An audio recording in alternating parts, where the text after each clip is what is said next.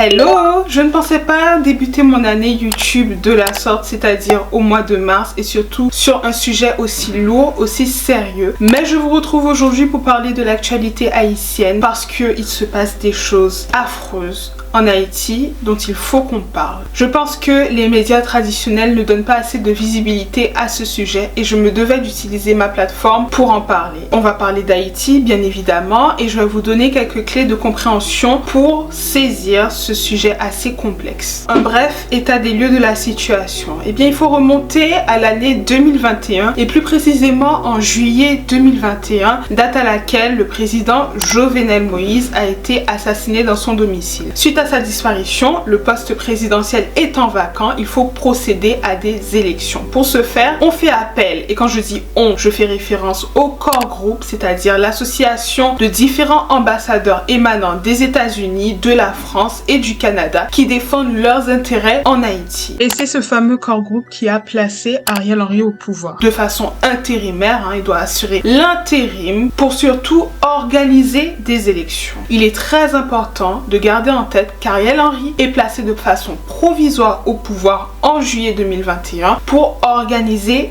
des élections. Et son gouvernement est censé vaquer le vide qu'a laissé la disparition de Jovenel Moïse. Il y a un accord qui a été passé avec Ariel Henry dans lequel il doit rester au pouvoir jusqu'au 7 février 2024, date à laquelle des élections sont organisées et il doit y avoir une passation de pouvoir assez fluide. Cependant, nous sommes actuellement en mars 2024 et comme vous pouvez vous en douter, Ariel Henry est toujours au pouvoir et on ne trouve aucune trace d'une possible organisation d'élections. Ariel Henry ne semble pas être très pressé d'organiser des élections et surtout il s'accroche au pouvoir. L'homme est au sommet du pouvoir de fait, mais en réalité il n'a pas de pouvoir parce qu'il n'a pas été amené au pouvoir par des élections. Ça signifie qu'il n'est pas en mesure de ratifier des traités. Sa signature n'a aucune valeur institutionnelle. Toutes les démarches qu'il effectue auprès des instances internationales au nom du peuple haïtien n'ont aucune légitimité. Il ne représente que lui-même et par conséquent, il ne peut pas aller dans des institutions internationales pour réclamer une intervention onusienne sur le sol haïtien.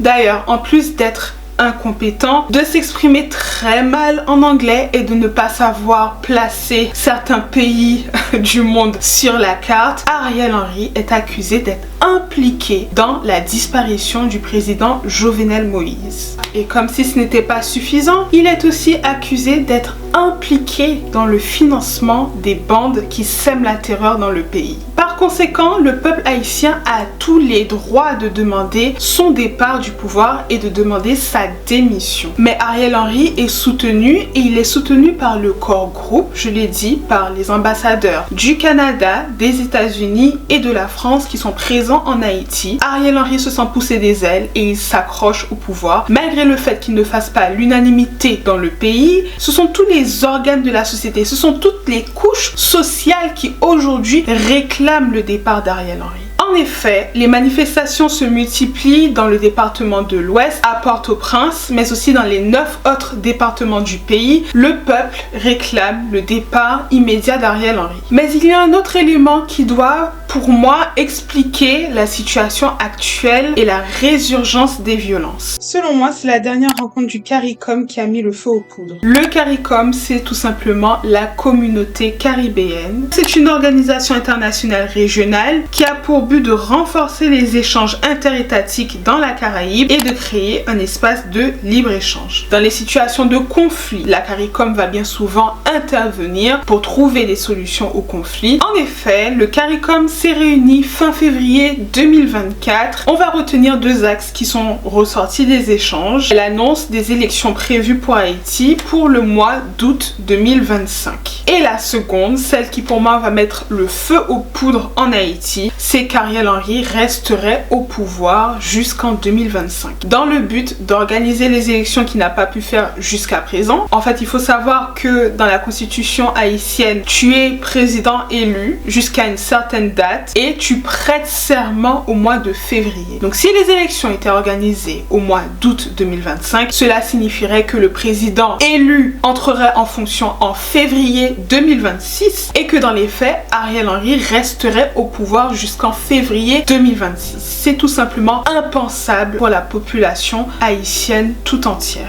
Ariel Henry est arrivé au pouvoir, on l'a dit, en 2021. Il devait rester au pouvoir jusqu'en maximum 2024 pour assurer l'organisation des élections. Il a manqué à son devoir et voilà qu'aujourd'hui, on veut nous le recycler pour encore plusieurs années et ce jusqu'en 2026. C'est tout simplement une stratégie pour se maintenir éternellement au pouvoir. Effectivement, ce sont pour moi ces mesures qui ont précipité Port-au-Prince dans le chaos. Les bandes armées ont convergé et figurez-vous qu'elles se sont organisées dans une sorte de coalition qui porte le nom de Vivre Ensemble. Par là, il faut comprendre Vivre Ensemble. Et cette coalition se range sous le commandement de Dimitri Cherizier, aka Barbecue, un ancien policier devenu un gangster. Il faut aussi nommer Izo, un autre gangster très influent de la capitale. Alors, autant pour moi, la coalition a récemment déclaré qu'il n'y avait pas de chef à la tête de leur mouvement. Dimitri Cherizier est tout simplement, certes, l'un des gangsters les plus importants de la capitale, mais aussi leur porte-parole. Il n'y a pas de chef. Toutefois, la coalition a quand même pris d'assaut 2 centres pénitentiaires de la capitale. C'est tout d'abord le centre pénitentiaire national, mais aussi la prison civile à Croix-des-Bouquets. En fait, c'est un scénario de dingue, c'est un scénario digne de Prison Break. Il faut savoir que les attaques étaient simultanées. Cela signifie qu'on est face à des actions qui sont pensées, qui sont réfléchies et bien évidemment, on a eu à déplorer la mort de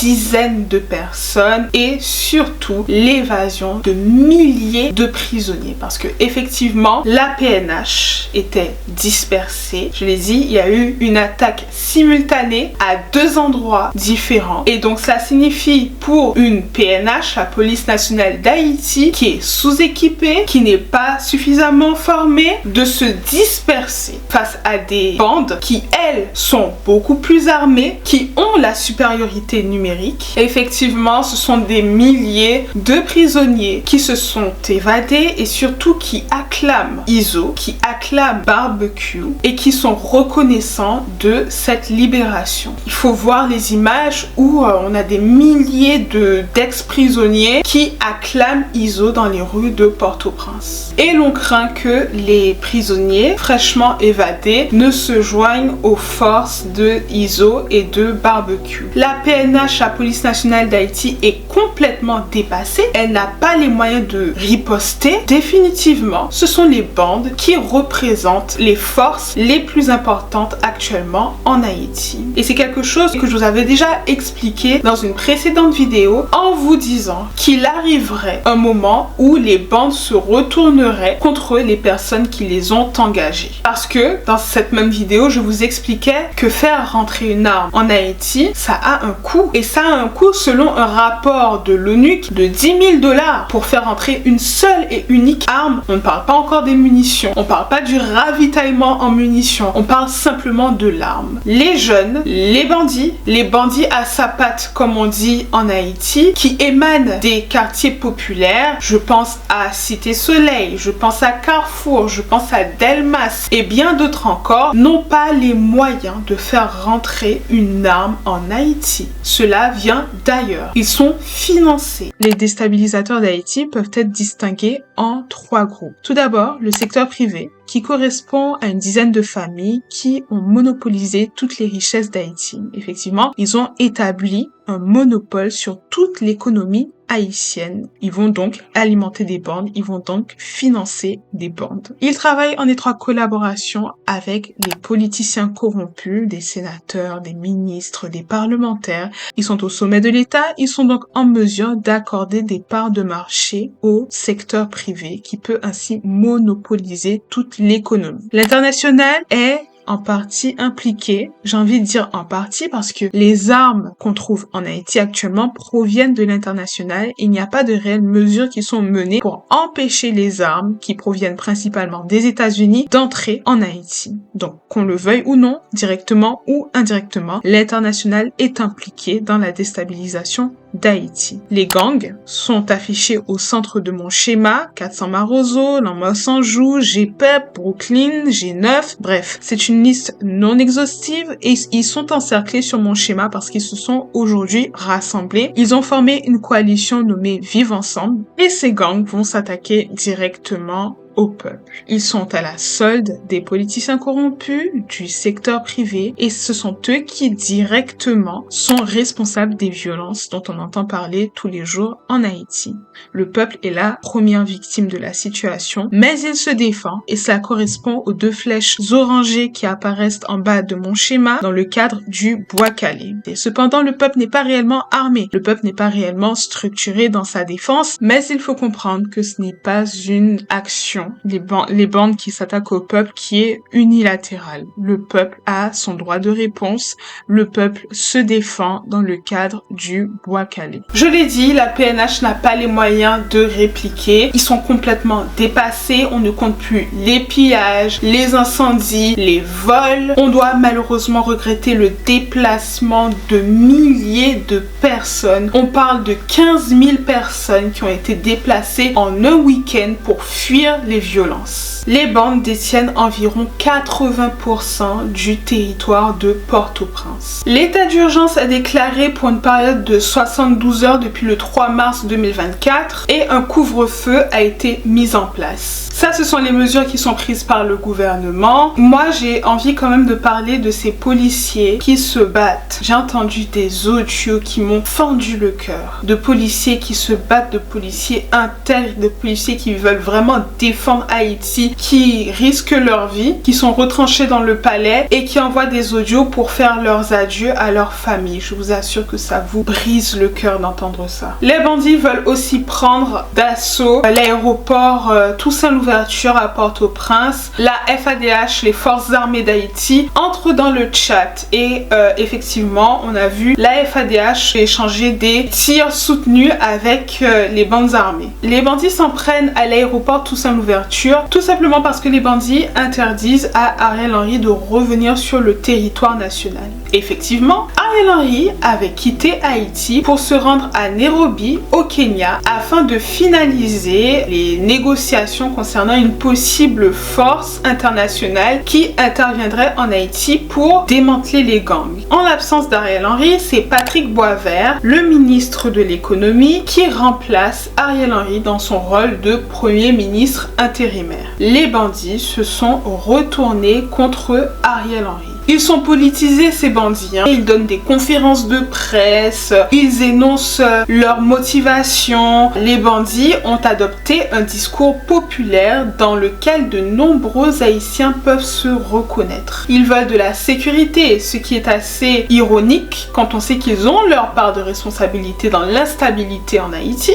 Les bandes armées se présentent comme les libérateurs du peuple haïtien. Ils réclament eux aussi la démission du Premier ministre Ariel Henry. C'est limite très comique parce que Dimitri Cherizier dit dans une interview, il donne des interviews, être le défenseur du peuple. Il dit vouloir mettre en place un climat apaisé dans le pays. Il dit vouloir aussi combattre l'insécurité, la pauvreté. En fait, ce sont des discours que tout Haïtien veut entendre et dans lesquels tout Haïtien surtout peut se reconnaître. Et pourquoi cela? Pourquoi ce revirement de situation? Eh bien, tout simplement parce que les bandits ont été créés, ils ont été formés par les oligarques du secteur privé, mais aussi par les politiciens corrompus. Ce sont eux qui ont les moyens de les fournir en armes, de les ravitailler en munitions, sauf qu'ils ont créé une bête qu'ils n'arrivent plus à maîtriser. Et donc, ils se sont rendus dans l'international afin de réclamer une force étrangère, une force internationale, afin de lutter contre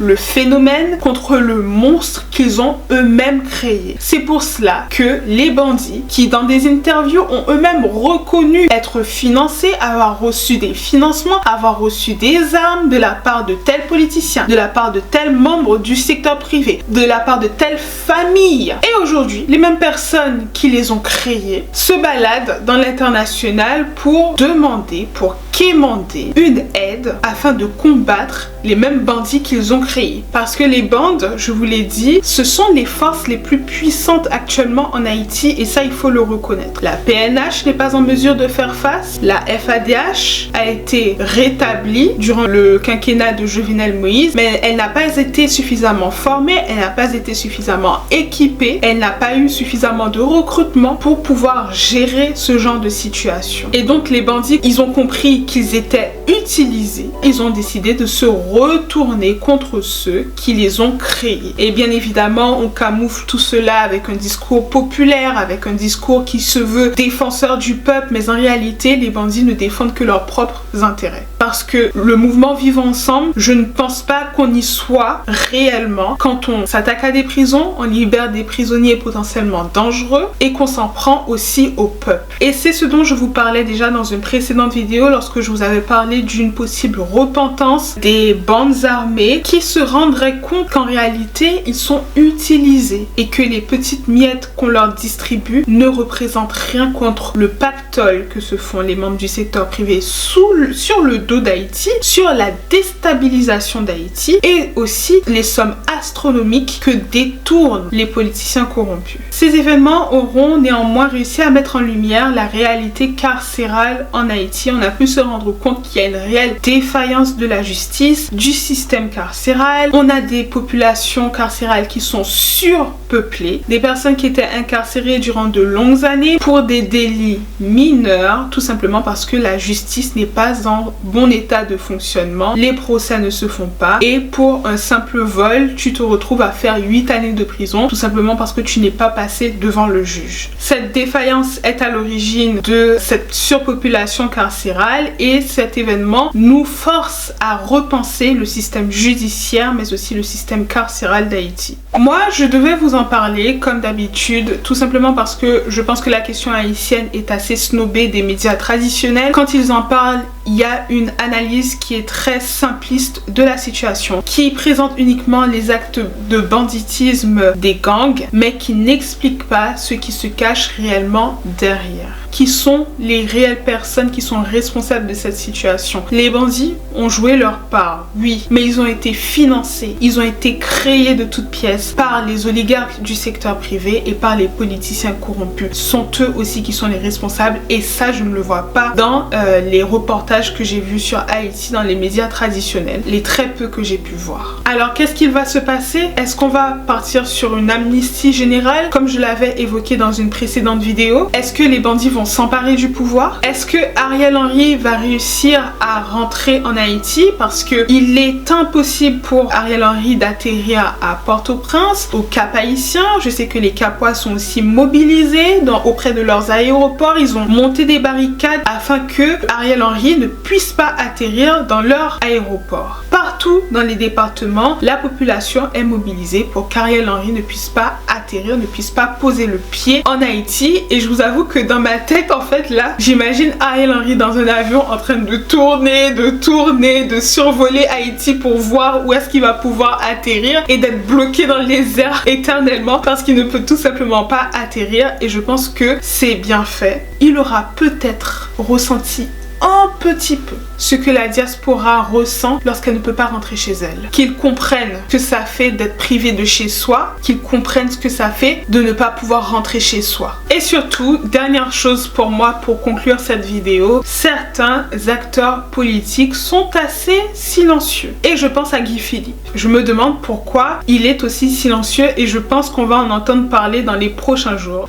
Cette vidéo est maintenant terminée, j'espère qu'elle vous aura plu. N'hésitez pas à me dire ce que vous en pensez en commentaire. Abonnez-vous, rejoignez-moi sur TikTok, Sephora Dreams. Et puis en attendant, croyez en vos rêves, aimez-vous. Moi je vous aime et je vous retrouve dans une prochaine vidéo. Ciao!